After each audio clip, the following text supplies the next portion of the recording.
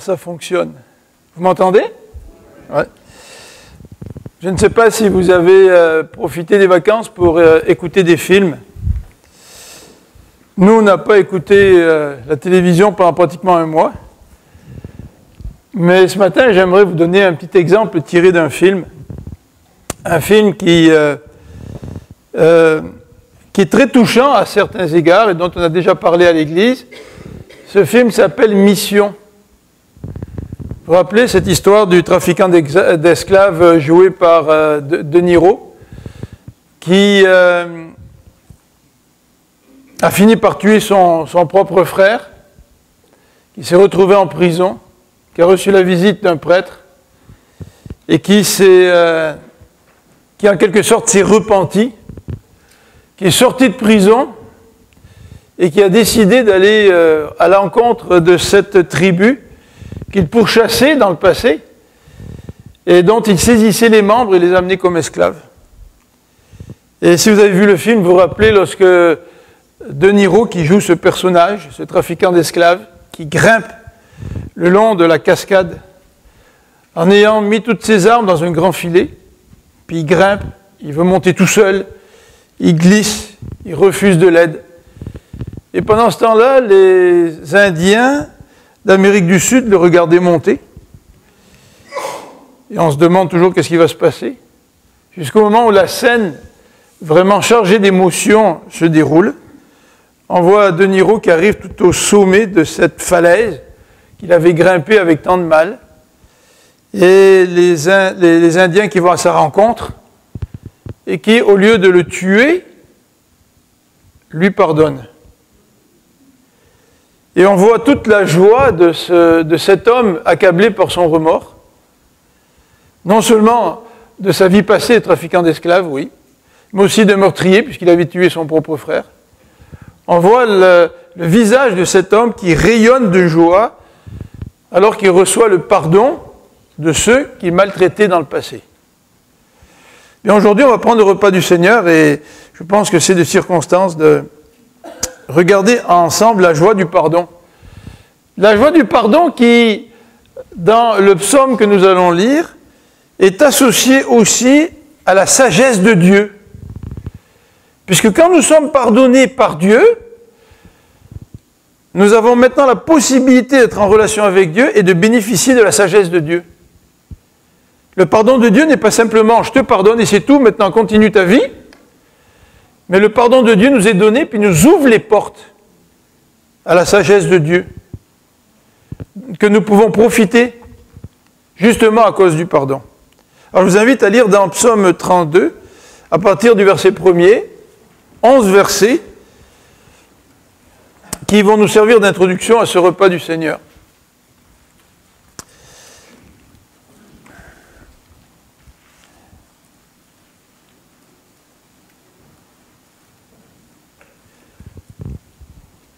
Alors, verset 1er, le psaume est de David. « Heureux l'homme dont la faute est effacée, et le péché pardonné. Heureux l'homme au compte de qui l'Éternel ne porte pas le péché, et qui est exempt de mauvaise foi. Tant que je taisais ma faute, je m'épuisais à gémir sans cesse à longueur de jour. Sur moi, le jour et la nuit, ta main s'apesantissait. Ma vigueur m'abandonnait comme l'herbe se dessèche lors des ardeurs de l'été. Je t'ai avoué ma faute et je n'ai plus caché mes torts. J'ai dit, je reconnaîtrai devant l'Éternel les péchés que j'ai commis. Alors, tu m'as déchargé du poids de ma faute. Ainsi que tout homme pieux te prie au temps opportun. Si les grandes eaux déferlent, leurs flots ne l'atteignent pas. Tu es un abri pour moi, tu me gardes du danger. Autour de moi retentissent les chants de délivrance. Tu as dit, je vais t'instruire et t'indiquer le chemin que tu devras emprunter. Je serai ton conseiller. Mes yeux veilleront sur toi. Ne soyez donc pas stupides comme un cheval, un mulet dépourvu d'intelligence, dont il faut dompter la fougue par la bride et par le mors pour qu'il t'obéisse. Ils sont nombreux les tourments qui attendent les méchants, mais les hommes qui ont mis leur confiance en l'Éternel sont comblés par son amour. Juste, réjouissez-vous, mettez votre joie en l'Éternel et poussez des cris de joie, vous qui êtes droit de cœur. C'est intéressant parce que dans ce psaume, l'atmosphère est une atmosphère de joie.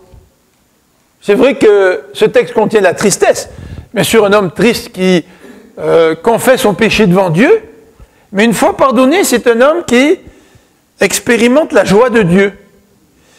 Et c'est la raison pour laquelle j'ai donné comme titre à ce psaume ce matin, la joie du pardon, mais aussi la sagesse de Dieu. Si vous regardez bien à partir du verset, la deuxième partie du psaume, à partir du verset 6, nous avons une section qui est influencée par les mêmes caractéristiques que les livres de la sagesse. Par exemple, les questions d'instruction, les questions de chemin, les questions de marché, il est question d'une image au verset 9, il y a beaucoup d'images, par exemple dans les proverbes, et les questions de l'opposition entre les justes et les méchants dans les proverbes, par exemple. Et les questions aussi de cet homme qui est heureux parce qu'il marche dans la voie de Dieu.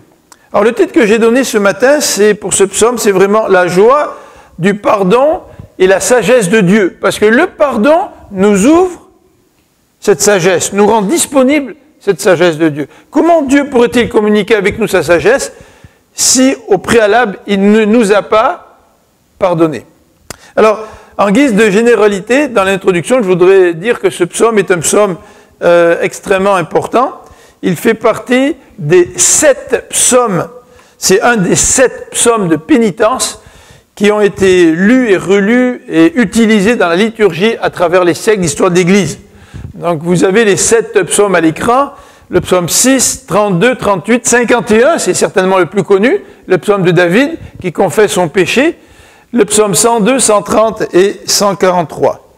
Et comme je l'ai mentionné il y a quelques instants, ce psaume contient 2 éléments, non seulement le pardon, mais aussi il est question de sagesse, de la sagesse divine qui nous est rendue disponible par le pardon. Peut-être que vous vous rappeliez que ce psaume traite du pardon, mais certainement que bien des gens parmi nous ont oublié que le psaume traite aussi de la question de la sagesse. Alors je voudrais regarder donc ce texte ce matin assez rapidement, puisqu'on a le repas du Seigneur, en regardant tout d'abord la joie du pardon, et ensuite en regardant ensemble cette ouverture à la sagesse de Dieu, cette sagesse que Dieu nous offre à cause du pardon. Alors premièrement, la joie du pardon. Pour revenir à notre film Mission, c'est assez incroyable de voir la manière dont De Niro a joué cette scène, alors qu'en tant que trafiquant d'esclaves, il est l'objet du pardon de ces personnes-là qu'il pourchassait, qu'il enlevait, qu'il vendait, ces gens qu'il enlevait de leur milieu, de leur société, pour les déraciner complètement, et de voir l'expérience du pardon. Je ne sais pas, je n'ai pas entendu dire que De Niro s'était converti. Mais quand on voit la manière dont il joue cette scène, c'est assez marquant. Et la Bible nous parle de cette joie du pardon, en particulier dans les versets 1 et 2. Les versets 1 et 2 débutent par cette expression « heureux ». Ça vous fait penser à notre texte? Sans aller très loin, le psaume 1. Heureux, celui qui ne marche pas, qui ne s'assied pas, etc. Heureux. Donc l'objectif de Dieu, c'est qu'à travers notre relation avec lui, nous puissions expérimenter une joie. D'ailleurs, Jésus reprend cette même expression dans le Sermon sur la montagne, alors que Jésus explique l'Ancien Testament et explique comment lui est venu pour accomplir l'Ancien Testament. Et Jésus commence le Sermon sur la montagne par les béatitudes et il nous dit « heureux ». Et les béatitudes suivent. À chaque béatitude, il est question de joie. Et dans ce passage, il est aussi question de cette joie d'être pardonné par Dieu. Alors, si vous n'avez jamais été pardonné par Dieu, j'espère que ce matin, vous allez comprendre que nous avons tous besoin d'être pardonnés par Dieu. Et non seulement que vous allez le comprendre, mais que vous allez expérimenter ce pardon. Et c'est vrai que ceux d'entre nous qui ont été pardonnés par Dieu, qui sont vraiment venus à Dieu et qui ont demandé à Dieu d'intervenir dans leur vie, de leur pardonner leurs fautes, j'espère que vous allez vous rappeler ce moment-là. Moi, je me rappelle quand Dieu a fait de moi une nouvelle créature et que j'ai ressenti ce pardon, c'est vrai que c'est extraordinaire. Et c'est malheureux parce que nous sommes un petit peu oublieux. Et nous oublions que nous avons besoin du pardon de Dieu constamment.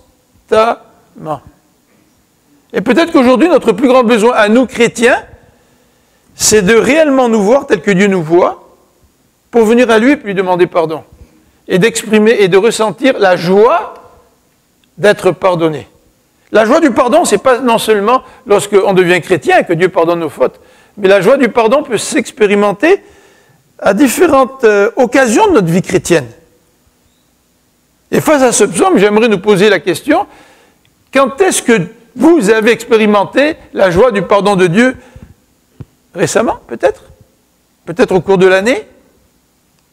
Peut-être que ça fait bien des années que vous n'avez pas expérimenté la joie du pardon. Ben, si c'est le cas, peut-être que nous devrions nous poser quelques questions en rapport avec notre relation avec Dieu. Donc, cette joie du pardon, c'est vraiment une bénédiction. Heureux ou béni l'homme dont la faute est effacée. Heureux l'homme au compte de qui l'Éternel ne porte pas le péché. Alors, cette double répétition, heureux, met l'accent sur cette joie que procure le pardon de Dieu. Mais cette bénédiction ne s'exprime pas simplement par l'expression heureux, mais elle s'exprime aussi par trois termes qui décrivent le péché. Et vous avez ce qu'on appelle en hébreu un parallélisme, c'est-à-dire une répétition de la même idée. Et l'idée est exprimée dans la première phrase, heureux l'homme dont la faute est effacée, mais elle est exprimée dans la phrase suivante, heureux l'homme dont le péché est pardonné. Et exprimée dans la phrase suivante, heureux l'homme au compte de qui l'Éternel ne porte pas le péché. Et c'est intéressant parce que lorsque nous commettons une faute, et lorsque nous sommes écrasés par notre faute, comme c'est le cas dans le psaume, le psalmiste au verset 2 nous dit, je m'épuisais à gémir. Donc il est vraiment attristé, il est accablé, il plie sous le poids de sa faute. Eh bien, lorsque nous venons demander pardon, puis que la personne nous pardonne, oui, je te pardonne, nous sommes souvent marqués par le doute. Est-ce qu'elle m'a vraiment pardonné? Et c'est comme si on a besoin d'être convaincu du pardon. Et ici, le psalmiste n'hésite pas à utiliser des synonymes pour parler du péché. Il n'hésite pas à s'étendre un peu en employant différents termes sur le péché, pour souligner que pour chacun des termes qu'il emploie et qui désigne le péché, il y a le pardon. Le pardon est là. C'est un petit peu comme quand ton enfant vient te demander pardon et puis il est un peu triste, tu sais, il dit « je te demande pardon », mais qu'est-ce qu'il entend de plus, l'enfant? Il attend de toi que tu le convainques que tu l'as pardonné et que tu le prennes dans tes bras. Et c'est vrai que l'enfant a besoin de ça. L'enfant n'a pas simplement besoin d'une expression « oui, je te pardonne », mais il a besoin de ressentir ce pardon. Et même si le péché est grand, aussi grand soit-il, Dieu veut véritablement nous pardonner. Qu'il s'agit de faute, qu'il s'agit de péché, qu'il s'agit d'iniquité. Dans d'autres Bibles, le verset 2 nous dit « Heureux l'homme au compte de qui l'Éternel ne porte pas l'iniquité ». Eh bien, Dieu est là pour nous pardonner. Et d'ailleurs, pour nous affirmer son pardon, il utilise trois verbes. Et dans la version, selon les versions qu'on utilise, on a des termes un petit peu différents. Mais le premier verbe, heureux l'homme dont la faute est effacée ou enlevée. Vous prenez une ardoise, elle est remise à zéro, l'ardoise. L'ardoise est de nouveau vide. Tout est effacé. Et c'est ce que Dieu fait. Malheureusement, il y a des gens qui vivent la culpabilité pendant des années, pendant toute leur vie. Il y a des gens qui deviennent malades à cause de la culpabilité. Et malheureusement, il y a des gens qui croient qu'ils ne pourront jamais être pardonnés pour leurs fautes. Parce que ce qu'ils ont commis, c'est trop grand, c'est trop grave. Et là, le psalmiste nous dit que quand Dieu pardonne, il enlève, il efface. Il emploie un deuxième terme au verset 1er, heureux l'homme dont le péché est pardonné. Dans d'autres versions, ils disent, dont le péché est couvert. Couvert, ça veut dire que ta faute, elle est couverte, et ça fait allusion au sang des animaux qui couvrait la faute. Donc le sang des animaux fait en sorte que Dieu ne voit plus notre faute. Parce qu'il y a quelqu'un qui a payé à notre place. Et Christ couvre notre faute. Il ne fait pas juste enlever, c'est déjà extraordinaire, mais il couvre parce qu'il meurt à notre place pour que Dieu puisse voir le sacrifice de Christ au lieu de voir notre péché. Et c'est comme ça que notre faute, elle est couverte. Donc elle n'est plus visible. Et le troisième verbe qui est employé, c'est « il n'impute pas » au verset 2, ou selon les versions, « heureux l'homme au compte de qui l'Éternel ne porte pas le péché ». Qu'est-ce que ça veut dire imputer? Ça veut dire « je te charge d'une faute ». C'est ta faute. Tu vas subir les conséquences de ta faute. Et Dieu nous dit, quand il pardonne, qu'il ne nous charge plus de nos fautes. C'est-à-dire qu'il ne nous tient plus responsables de nos fautes. Et autant ces expressions, heureux, autant ces trois synonymes qui parlent de péché, autant ces trois verbes sont là pour nous assurer de la bénédiction du pardon lorsque nous venons à Dieu pour implorer sa grâce sur notre vie. La joie du pardon ne peut pas réellement s'expérimenter si nous restons dans le silence et si nous restons dans notre souffrance.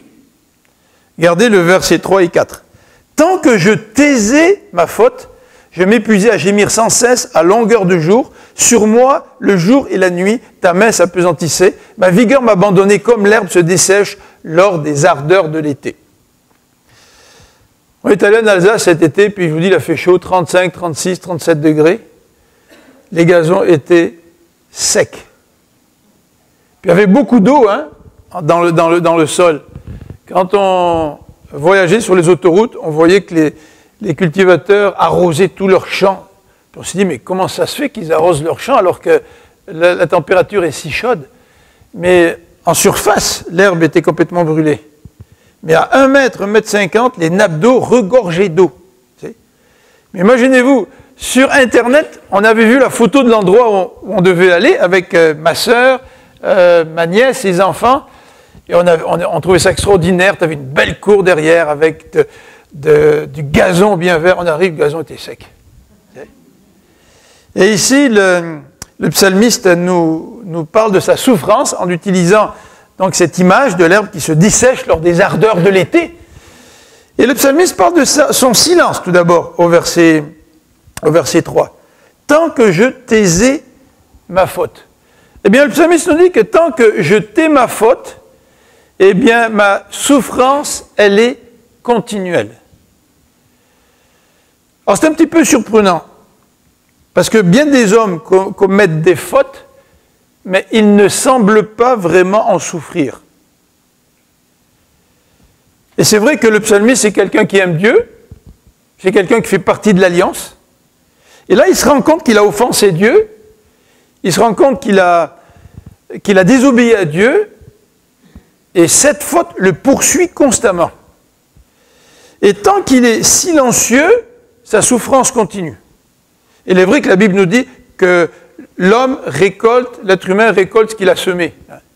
Et même si tu n'as pas une sensibilité pour être conscient de ta faute, tôt ou tard tu vas en souffrir. Tôt ou tard, l'être humain souffre de ses fautes. Tôt ou tard. Et comme on dit, il y a toujours un moment où Dieu nous attend au virage. Et en tant que société, bien des maux de notre société aujourd'hui sont les conséquences directes de notre péché. Et ça serait bien trop long d'élaborer là-dessus ce matin, mais en tout cas, c'est la réalité pour nous aujourd'hui. Alors le verset 3 nous dit que cette souffrance, elle est non seulement continuelle, mais elle est aussi intérieure. Je m'épuisais à gémir sans cesse à longueur de journée. Donc à longueur de journée, jour et nuit, le psalmiste est en train de souffrir à cause de sa faute. Et le texte nous dit que non seulement c'est une souffrance intérieure, mais le texte nous dit que cette souffrance, elle est aussi provoquée par la main de Dieu. Ce n'est pas du tout la main de Dieu telle qu'on l'a utilisée en rapport avec un fameux but que Maradona avait marqué dans les années 80, de la main. Vous savez, il a sauté devant le gardien, puis au lieu de prendre la balle avec la tête, il a marqué avec la main. Évidemment, c'était illégal. Mais les arbitres n'ont pas vu. Donc le but était bon. Et après le match, on a parlé à Maradona, puis il a dit « Ah, mais ça, c'était la main de Dieu. » Ce n'est pas de cette main-là dont il s'agit. Quand la main de Dieu s'appesantit sur nous, c'est dur. Et parfois, c'est une manière que Dieu utilise pour nous instruire, pour nous diriger, pour nous ramener à lui, pour nous sensibiliser. Et parfois, en tant que chrétiens, même, nous vivons des situations dans notre vie où ça semble lourd, ça semble difficile, sans vraiment réaliser que notre souffrance vient de notre silence, sans vraiment réaliser que notre souffrance vient de la main de Dieu, et que Dieu s'attend à ce que nous confessions notre péché. C'est tellement facile de tomber dans une routine. C'est tellement facile d'accepter notre vie telle qu'elle est, en perdant la conscience de ce que Dieu demande de nous. Et ancré dans ce péché que nous discernons à peine, nous ne réalisons même plus que notre souffrance est causée par ce silence et par ce besoin de confession. Et tant que nous ne confesserons pas à Dieu, nous ne pourrons pas sortir de cette souffrance et bénéficier de la joie du pardon. Le verset 5 nous parle donc de la manière dont le psalmiste a accès à cette joie du pardon. Le verset 5 nous dit que je t'ai fait connaître mon péché. Est-ce que Dieu ne le connaissait pas? Bien sûr que Dieu le connaissait. Mais quand le psalmiste dit je t'ai fait connaître, ça veut dire que Dieu, que le psalmiste en a fini avec la cachette avec Dieu. Ça va un petit peu comme des enfants, on joue à cache-cache avec Dieu. On a l'impression que Dieu s'est mis contre un arbre, il a compté jusqu'à 100, puis quand il s'est retourné, il ne nous voyait plus. Puis qu'on pouvait faire ce qu'on voulait. Vous vous rappelez ce poème d'un des poètes français qui parle de l'œil de Caïn.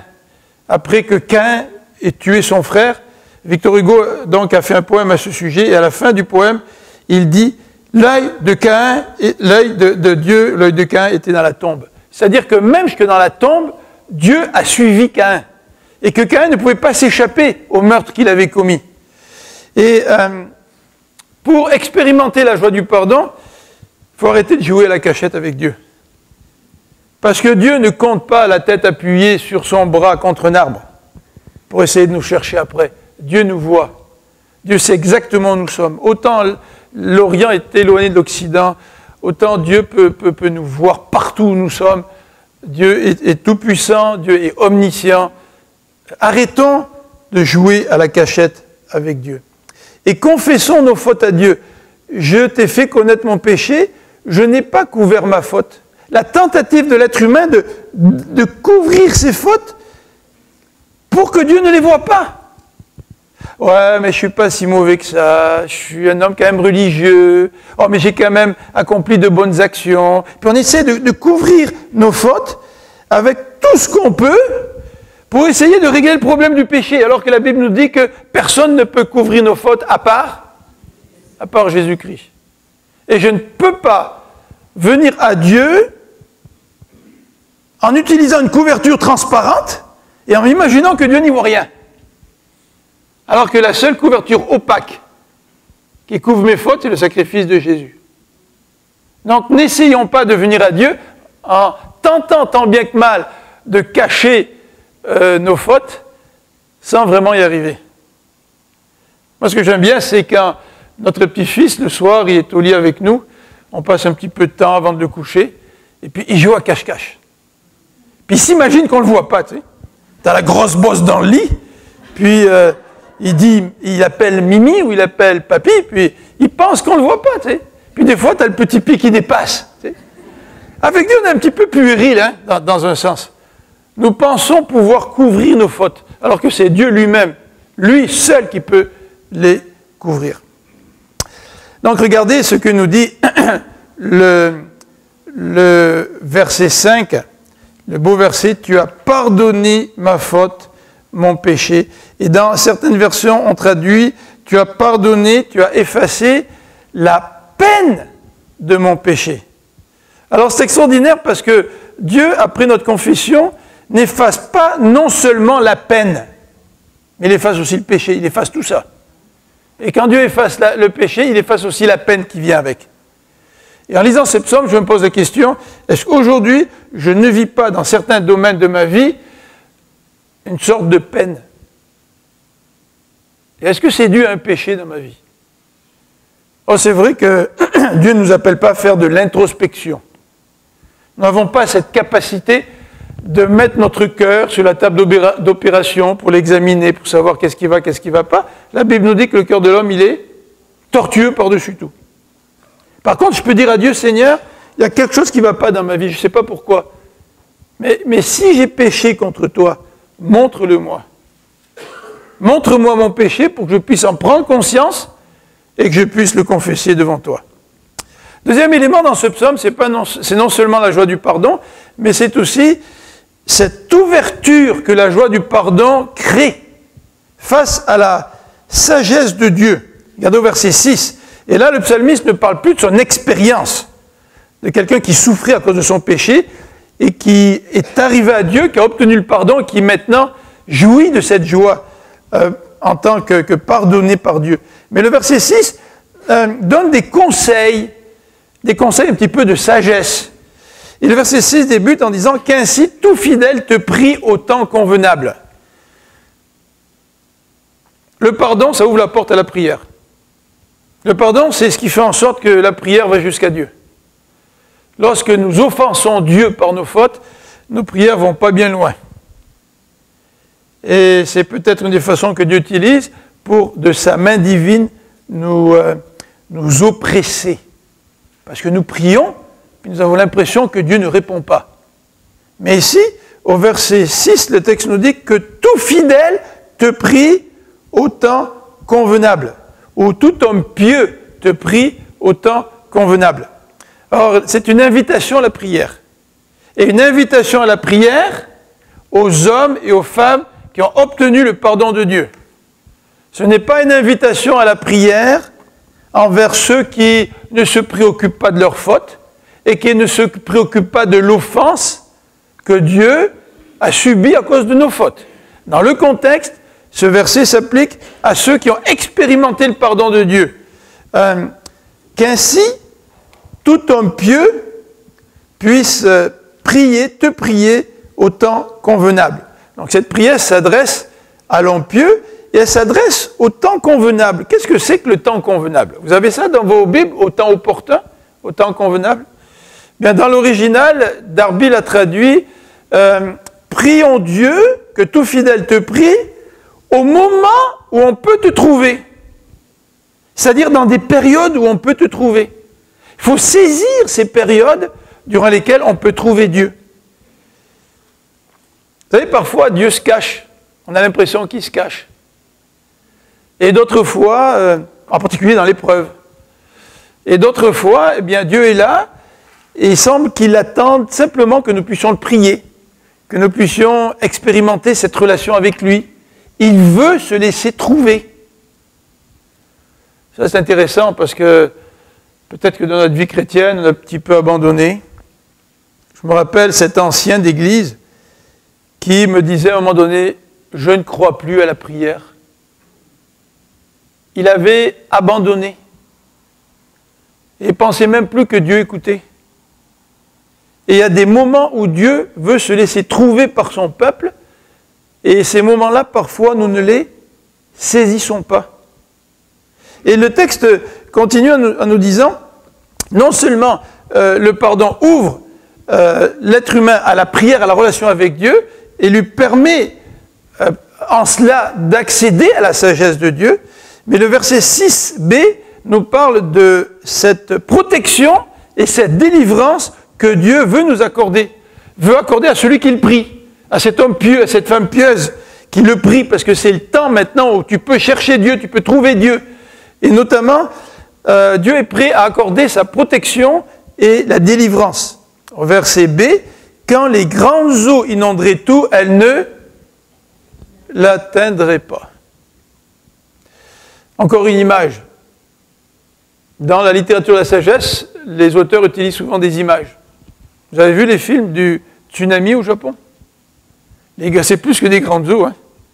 Quand le tsunami arrive, des bateaux comme ça sont emportés, des voitures, des autobus, des wagons. C'est fou. Face aux grandes eaux, nous sentons tellement petits, tellement démunis.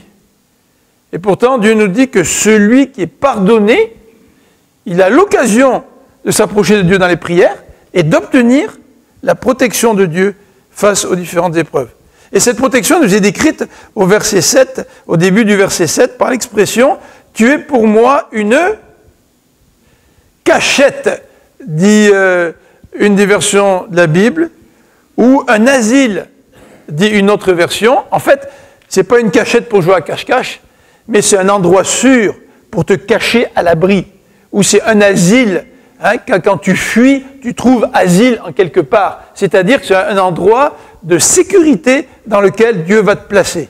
Dieu veut répondre à la prière de celui qui est pardonné. Et c'est la raison pour laquelle, lorsque nous prions Dieu pour que Dieu nous garde des grandes eaux, Dieu devienne un asile pour nous, dans d'autres psaumes, il parle de rocher, eh bien, c'est la raison pour laquelle le psalmiste s'écrit à la fin du verset 7, « Tu es pour moi non seulement un abri, tu me préserves de la détresse, mais tu m'entoures de cris de délivrance. » Ça, c'est quelque chose. Quand Dieu nous délivre, quand Dieu intervient dans notre vie, Dieu devient vivant pour nous. Oh, il est vivant.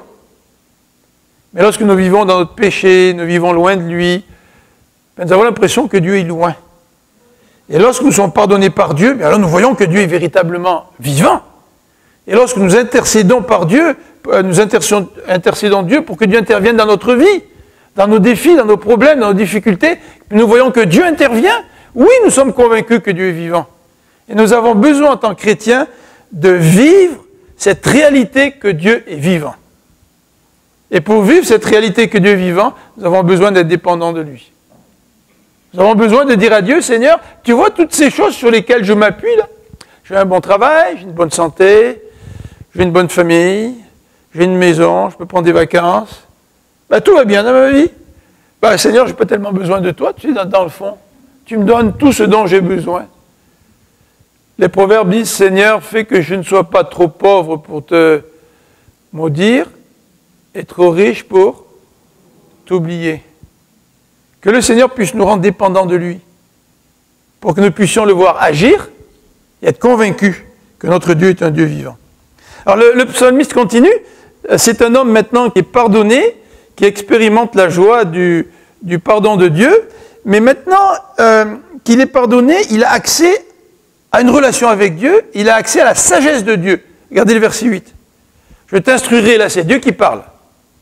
Je te montrerai la voie que tu dois suivre. Vous voyez, la voie, c'est une expression qui désigne le comportement. Le chemin, ça indique la vie. Est-ce que tu es chrétien? Si tu es chrétien, tu vas vivre différemment. Vous savez, les gens qui disent « je suis chrétien », mais qui veulent continuer à vivre comme s'ils ne l'étaient pas, n'ont peut-être pas bien compris ce que c'était d'être chrétien. Un chrétien, c'est celui dont la vie a changé. C'est celui dont le comportement a changé. C'est celui dont les relations ont changé. C'est ça un chrétien. Parce que le Seigneur nous instruit pour nous montrer comment vivre, comment marcher sur la voie. Et le Seigneur nous le dit, si tu es pardonné, je vais t'instruire, je vais te montrer la voie que tu dois suivre. Et il va nous donner une illustration, c'est celle du cheval ou le mulet. Ne soyez pas comme un cheval ou un mulet sans intelligence. On les bride avec un mors et un frein dont on les pare afin qu'ils ne s'approchent pas de toi. Qu'est-ce qu'on fait? On veut se protéger. Hein? Quand un chien a tendance à mordre, qu'est-ce qu'on fait? On lui met une muselière. Et ça empêche le chien de mordre, mais ça crée aussi une distance au niveau de la relation. Tu ne peux pas arriver à prendre ton chien et puis commencer à le caresser avec une muselière. Tu sais. On se méfie. Et parfois, nous sommes comme un cheval ou un mulet sans intelligence. Et nous avons besoin de venir à Dieu, d'obtenir son pardon, pour que lui puisse nous instruire, pour que lui puisse nous guider. Et non seulement pour qu'il nous guide et nous instruise, mais le psaume nous dit, au verset 8, la dernière partie du verset, « J'aurai le regard sur toi ». C'est extraordinaire. Hein? Dieu nous regarde. Dieu veille sur nous. Est-ce que nous en sommes contents? Lorsque, pendant les vacances, j'ai parlé un petit peu avec ma sœur, et je lui ai dit que j'ai reçu de mon assurance une proposition, mon assurance voiture. Parce que, bon, l'augmentation était un petit peu trop importante, alors j'ai téléphoné à mon courtier, puis mon courtier m'a expliqué, puis m'a donné quelques indications pour faire baisser le prix de l'assurance, et notamment si vous faites partie d'une association pour personnes de l'âge d'or. Imaginez-vous, maintenant j'ai 55 ans et plus, donc je fais partie de l'âge d'or, même si je suis peut-être un peu moins doré que d'autres parmi nous. Mais elle m'a dit, mon courtier m'a dit aussi, écoute, ta prime d'assurance peut baisser de 25% si tu acceptes ceci. On va t'envoyer une petite machine, là, un petit module, que tu branches sur ta voiture. Et pendant 6 mois, cet appareil va enregistrer la manière dont tu conduis. Et si ta conduite est sécuritaire, tu pourras avoir jusqu'à 25% de réduction pour ta prime d'assurance. Quand j'ai dit ça à ma sœur, elle me dit « Oh, moi, j'accepterai jamais. » Il faut dire que ma sœur, c'est une vraie bonicelle. Hein. Alors, elle a le pied lourd sur l'accélérateur. Mais quand on dit ici que Dieu, le regard de Dieu est sur nous, est-ce que nous nous sentons à l'aise avec ça? Ou est-ce que nous préférerions que Dieu ne nous regarde pas autant qu'il le fait, tu sais? Que nous ne voudrions pas que le regard de Dieu scrute nos actions. Alors ce psaume, cette section termine par cette grâce divine. Regardez le verset 10, il y a beaucoup de douleur pour le méchant, c'est encore l'opposition entre le méchant et le juste, qui vient de la littérature de la sagesse, mais celui qui met sa confiance dans le Seigneur, sa fidélité l'entoure. La fidélité de Dieu, la grâce de Dieu entoure celui qui est pardonné. Le psaume termine avec un appel à la joie qui s'adresse à qui? Au juste et au droit, nous dit le verset 11, juste, et vous qui êtes droit, réjouissez-vous. 3 verbes sont employés, réjouissez-vous, soyez dans l'allégresse, poussez des cris de joie pour mettre l'accent sur cette réaction normale que nous devrions avoir si nous sommes pardonnés par Dieu. Nous devrions être remplis de joie et nous devrions nous réjouir en l'Éternel.